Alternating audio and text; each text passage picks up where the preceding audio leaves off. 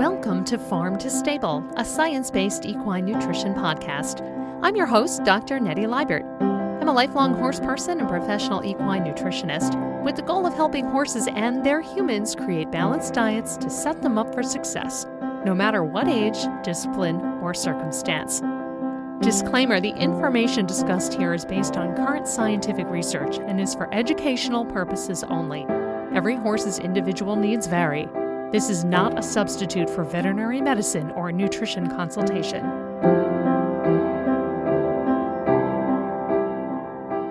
Hello, and welcome to another episode of Farm to Stable. I'm your host, Dr. Nettie Liebert. This week, I want to talk about something that is pretty basic to horse ownership, but recently I was discussing with a colleague of mine who is at a barn that recently changed what they were feeding to their horses.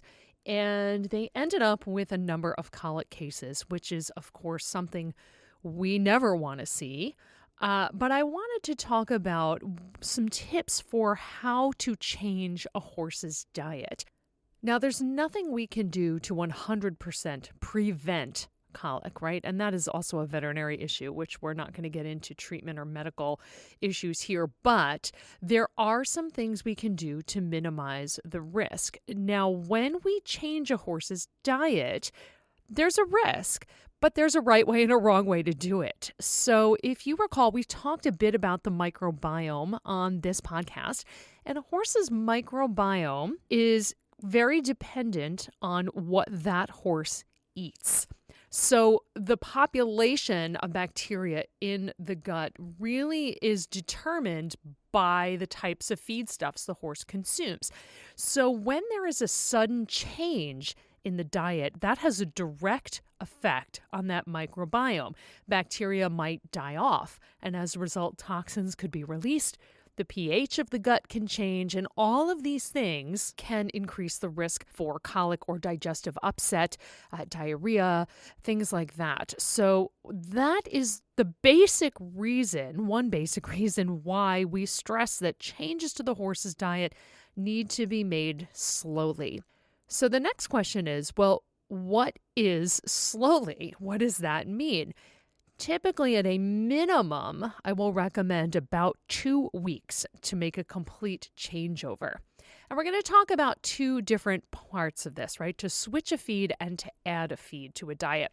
And we're going to start with switching a feed. And this happens for various reasons. A horse might be on one product, even if it's the same brand of product, you still want to switch things slowly. If you're switching between brands, if you're changing hay, it doesn't matter. You need to take your time. So if you're switching a feed for one reason or another, I have what's called a 25% rule. So I try to keep it pretty simple, and it goes like this. For days 1 through 5, you take 25% of your horse's concentrate intake, and you make that the new feed, and then 75% old feed.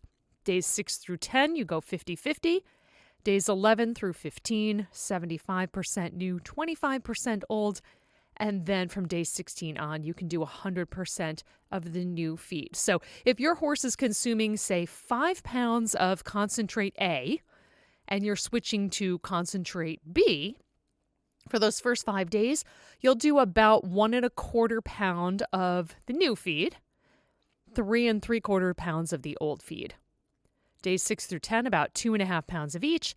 Days 11 through 15, about 3 3/4 pounds of the new feed, 1 1/4 pounds of the old feed, and then from days 16 on, you can be on 5 pounds of your new feed. So these are some general guidelines. That takes you to about 2 weeks to do that changeover. Now, if at any point when you're trying to change your horse's feed, you notice loose stools, gassiness, any kind of digestive changes or upset that concern you, you stop and you slow down and you back off. You can't do this too slowly. You can do it too quickly. If you all of a sudden stop what the horse is used to and then the next day just do 100% of the new feed, chances are you're going to have some kind of digestive upset. So you really can't take too long, but you can do it too fast. So do keep that in mind. Depending on why you're switching a feed, I do often recommend a pound for pound start. So if your old feed, let's say you're feeding 5 pounds of it, I typically recommend you switch to 5 pounds of the new feed. Now, these are very general and not always the exact same recommendation, but if you're not sure where to start or, not sure what the outcome is going to be, it's a pretty good place to start. So 5 pounds of the old, 5 pounds of the new. And again, that could change, but the final amount of the new feed may need to be adjusted up or down, or not at all.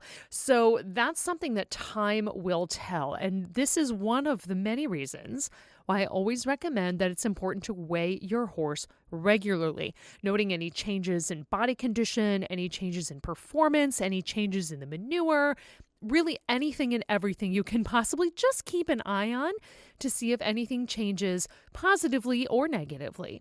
When you are swapping that feed, generally there's a reason. You may not be happy with the manufacturer. The current feed may not be supporting your horse's weight, whatever the reason may be. Or maybe you moved and the feed that you were feeding is not available anymore. So there's a million different reasons why you might switch a feed. And that's fine. It's totally fine. You just have to make sure that when you do make a change, you do it carefully. Now, this is not limited to concentrate feeds. Many times we just sometimes forget about the hay. So in my neck of the woods, we rely on hay. Very few people have pasture. So when you run out of hay and you got to go get a new load, you want to take a similar approach, because even if you're buying hay from the same supplier, from the same field year after year, and you've been buying hay from the same person for years and years and years, it's not 100% the same. It just isn't. That's nature. That's soil. That's weather. All of these things can affect it. So when you are running low on your hay supply and you're getting ready to order a new batch, it is important to mix in the new batch of hay with the old batch of hay for very much the same reasons we talked about at the beginning. A hard swap of a forage source can have an even greater impact than switching just the concentrate. Because remember, if you're feeding a concentrate feed, it's typically a very small portion of the overall diet, being that horses are forage-based feeders. The majority of the diet, if not all of the diet, is coming from forage. And if you are relying on hay, or even if you're just supplementing with hay, you want to make sure that when you are changing hay or you get a new batch in, you want to mix in some of the new with the old and allow the horse's body time to adjust to the incoming forage source. And it's also another reason why when pasture does become available, if you do have lots of lush pasture, if your horse is maybe on dry lot for the winter, you want to introduce the pasture slowly in the springtime when the pasture starts to grow and horses get turned out on that. Same thing. You might have to do a little pasture rotation in the early parts of the warmer months, but it is well worth it, and your horse's gut will thank you. Now, many of you probably know this or do some of these practices, but definitely just wanted to give you a little insight as to why, if you didn't know. Changing a feed, as I mentioned, must be done slowly, but the same must be done slowly when you add something new to a horse's diet. Now, I alluded to this just a second ago when I talked about forage, like when you get a new load of hay or a new hay supply, mixing it in with your old. Now, what if you want to add something to your horse's diet? Again, you start slowly. First of all, what is the goal? So let's say, for example, you want to add 1 pound of soaked beet pulp to your horse's daily diet, but your horse has never, or you've never fed this horse beet pulp before. Where do you go? So you start by measuring out 1/4 pound of beet pulp before you soak it. So measure it dry, then you soak it. And you do that for 5 days. After 5 days, add another 1/4 pound. So now you're measuring out a dry 1/2 pound, then you're soaking it, and then you're feeding it to your horse after 5 days of that. So now you're on to day 11. Add another 1/4 pound. Now you're up to 3/4 pound total. Weigh it out dry, then soak it, then feed it. And at that point, once you get to day 16, you can measure out the full 1 pound of dry beet pulp, then soak it, then feed it. So now you're at your goal. And as I've mentioned before, anytime you notice your horse maybe not eating it, or there's a change in the manure, they get a little loose, you just want to back off and go a little slower. So it's going to depend on the individual horse, of course, but usually that 2-week transition is pretty well accepted, generally speaking. But again, any changes or questions, you want to talk to your nutritionist, you want to talk to your vet. Don't hesitate to wait, especially if you're noticing any gastric upset. Your vet should be your first call. Now, I've given a couple of examples here, but when you switch or add something, remember it's going to be relative to the horse's body weight, relative to their needs, their exercise level, all kinds of things. So what do they need? How much do you have to do? So you need to know how much your horse, your pony, or your donkey weighs. I may have said that repeatedly in this forum, and there are a number of ways to do that, whether you're starting with a weight tape or the Healthy Horse app or using measurements and plugging it into an equation, some way to have an estimate of what your horse's body weight is, even if you don't have a scale or a weigh bridge. There are ways to do it. You're going to scale the addition of feed proportionally to, again, how much your horse weighs, what their exercise level is, what their needs are, what their health condition is, all of these kinds of considerations. So that's it. This is a simple topic this week. I wanted to kind of keep it straightforward and easy to follow. And these are very general examples, again, just to illustrate a point on how you might consider making a change to your horse's feed if you need to, or how to add something to the diet. Now, when I talked about adding a feed, I did use the example of beet pulp, which is, of course, a digestible fiber, but perhaps you're adding a ration balancer, or perhaps you're adding a fat supplement. The concept is the same. Just start with a proportion of it, a little bit, maybe 25% of what your total goal is to add, and do that for a few days. And then slowly add in a little more until you get where you want to be. And when you give your horse's body that time to adjust, initially you may be thinking, well, I want to see this change right now. I want to help my horse right now. And yes, but you have to give them time to adjust. And then once you get your horse either switched over to your new feed or with new hay added in, or you've added an addition to their diet, once you get that full goal amount added, then you need to give them 30 to 60 days to see the change you are looking for. It will not happen overnight. Now, you may notice some positive changes before that, and that is fantastic.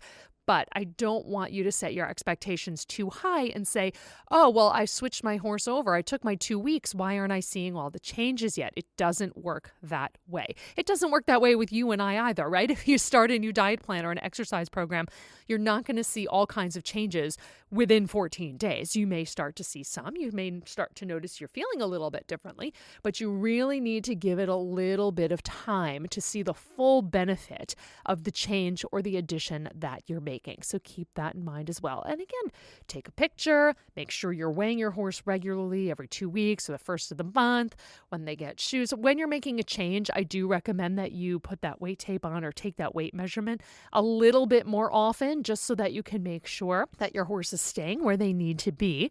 And then once you kind of got that maintenance protocol, your maintenance diet, everything is sort of where you want to be. If you want to do it a little less often, like maybe once a month or something of that nature, you totally can. But when you're making a change or an adjustment, I do recommend that you do it a little bit more often. So I hope I've given you some good tips for managing your horse's diet this week. Again, short and simple. And as always, if there's a topic you'd like to hear about, feel free to reach out to me at equinenutritionphd@yahoo.com. You can also find me on Facebook at Liebert Equine Nutritional Consulting, and you can send some topic suggestions that you'd like to hear about there, answer any questions, that kind of thing. Would love to hear from you. Thank you so much for listening. If you enjoyed this or my other podcasts, please like, share, subscribe. It really does help to support the show. Thank you so much. Happy riding. Stay warm out there if you are in the winter season, wherever you're listening. And we appreciate you listening to Farm to Stable. We'll catch you next time. Thank you for listening to the latest episode of Farm to Stable, a science-based equine nutrition podcast. Please share and subscribe if you found the content interesting. And if you have a topic you'd like to hear about, send it to equinenutritionphd@yahoo.com.